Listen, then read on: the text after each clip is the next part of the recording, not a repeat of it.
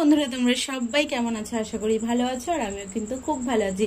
ঘুম থেকে উঠে গেছি হচ্ছে তাড়াতাড়ি, উঠে বাসি কাজ সেরে নিয়ে নাইটি ছেড়ে নিয়েছি, কিন্তু তোমাদের দাদাভাই আজকে এখনো পর্যন্ত ঘুম থেকে ওঠেনি। আর এদিকে ভাবলাম আজকে সকালবেলা একটু চাউমিন করি, কিন্তু ঘরে ছিল না ডিম, তারপরে চাউমিনে যে গাজর টাজর দেয় এগুলো ছিল না, শুধু ছিল আলু পেঁয়াজ কাঁচা লঙ্কা। তো ভাবলাম আলু পেঁয়াজ কাঁচা লঙ্কা দিয়ে চাউমিনটা বানাই। ছোটবেলায় মা করে দিত না টিফিনে, ভীষণ ভালো লাগতো, কিন্তু সেই ভেবেই আজকে একটু অল্প করেই বানিয়ে ফেলাম। আজকে আর মন রিয়া এদের কাউকে দেয়নি, আজকে শুধু আমি আর আমার বর খেয়েছি। আর চাউমিনটাকে সুন্দর করে একটু বানিয়েছি। আর সত্যি বলতে কিছু না দেওয়া তো চাউমিনটা বেশ ভালোই হয়েছিল খেতে। সসও ছিল না ঘরে যে একটু লাস্টে সস দেবো।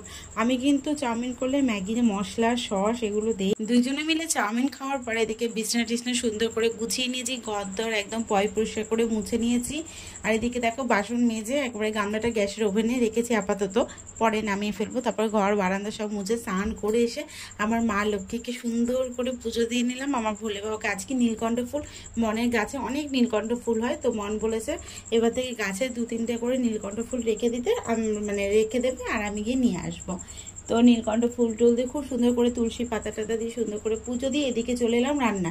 তো আজকে আমি কিচ্ছু রান্না করবো না। আর আজকে না এই যে ভাদ্র মাস পড়েছে, প্রচণ্ড পরিমাণে গরম, মানে এই যে রোদ্দুরটা আমি নিতে পারি না। আমি এমনিতে গরম সহ্য করতে পারি না। যদি ঠান্ডা ওয়েদার থাকে তাহলে আমার রাঁধতে পানতে সব কিছু করতে ভালো লাগে, কিন্তু মানে গরম থাকলে আমার কিছু ভালো লাগে না।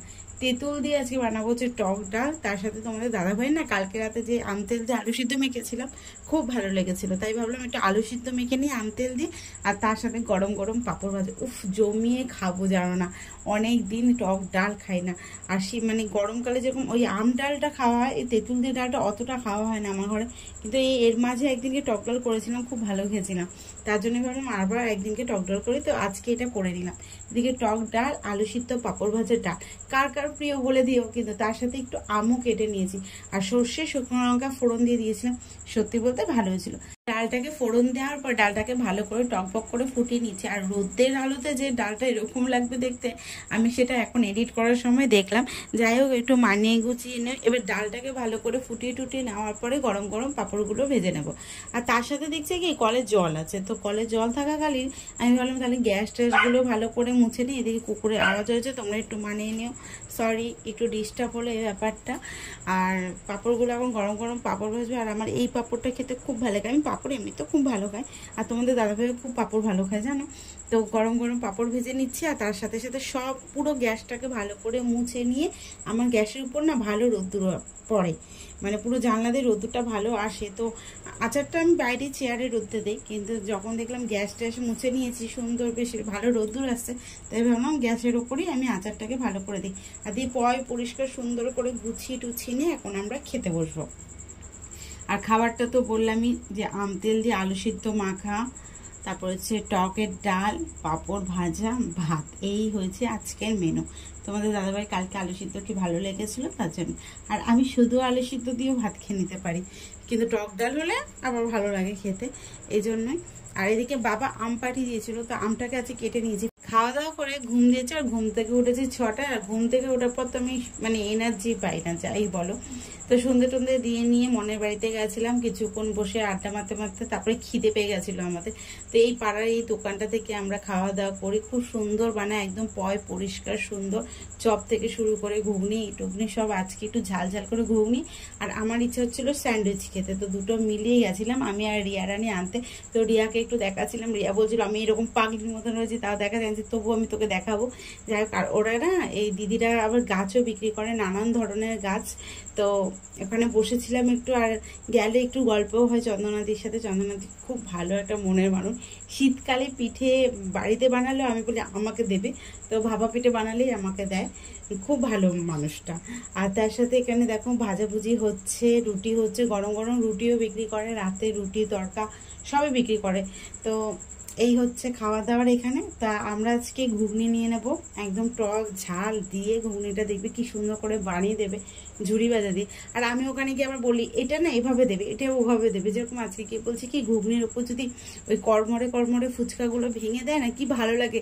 ছোটবেলায় যখন স্কুলে যেতাম, স্কুলে না ওই একটা কাকু আসতো জানো, ঘুগনি কাকু, সেই কাকু ঘুগনির মধ্যে অনেকটা টক জল নিতাম, টিফিন বাটি নিয়ে যেতাম আর টাকা নিয়ে যেতাম। তখন তো 2 টাকার ঘুগনি অনেক দিয়ে দিত, এখন 10 টাকার টাকার ঘুগনি যা দেয় তখন 2 টাকার ঘুগনি এর থেকে বেশি মনে হয় দিত।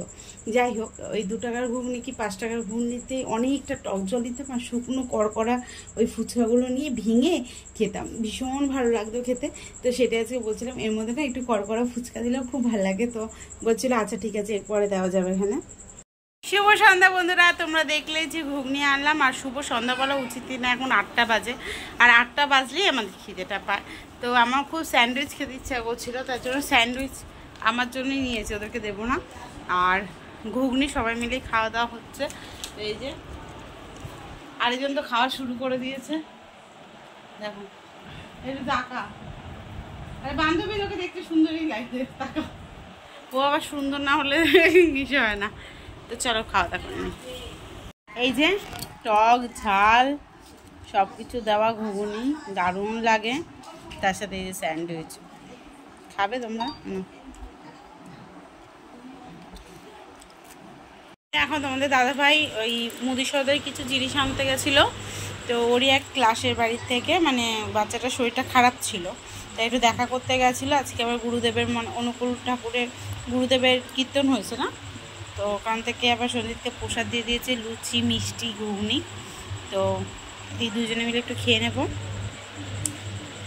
আর দেখি আমার বান্ধবী দুজনকে একটা একটা করে দেবো, ওদেরকে না দিলে এটা কালকে যদি ভিডিওতে দেখা আমাকে দেবে, তুই বাড়িতে গিয়ে তুই আবার এটা খেয়েছিস আমাদেরকে দিস, তুই দাঁড়া আসছি। তার জন্য দেখি ওদেরকে একটু ফোন করি, ওরা একটা একটা করে খাক। এখানে দিয়েছে 5টা মনে, 1টা 2টো ও না 3টে 4টে, ওই তো 4 জনে 4 পিস খেয়ে নেবো, হয়ে যাবে। তো কিছুক্ষণ আগে দেখলেই যে প্রসাদ খেলাম, তারপরে দেখো এখানে এই ফার্স্ট ড্রাগন ফল মানে আমার ঘরে এলো এবং আমিও খেলাম, এই ফার্স্ট খেলাম। হ্যাঁ, তাও সরবানি দিয়ে দিয়েছে, ওই যে তোমাদের দাদাভাই বলছে।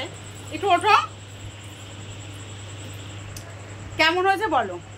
মানে কেমন হয়েছে বলছি, কেমন খেতে সেটা বলো। খুব ভালো। মানে আমরা না ভেবেছিলাম কি এটা সেরকম হয়তো ভালো খেতে হবে না, কিন্তু দেখলাম ভালো। আমাদের সোনা পাপা দেখো এদিকে চাটাচুটি করছে, তো খুব সুন্দর। সরবানি দিদিমণি দিয়েছে। সরবানি দিদি দিয়েছে। কালারটা তো দারুণ, আর আমি একটু টেস্ট করেছিলাম, দারুণ দারুণ। সরবানি দিদি থ্যাংক ইউ। এই আমার সোনা পাপা রয়েছে, দেখবা দেখবা। ভালো লেগেছে। একটু বালি বালি বেশ।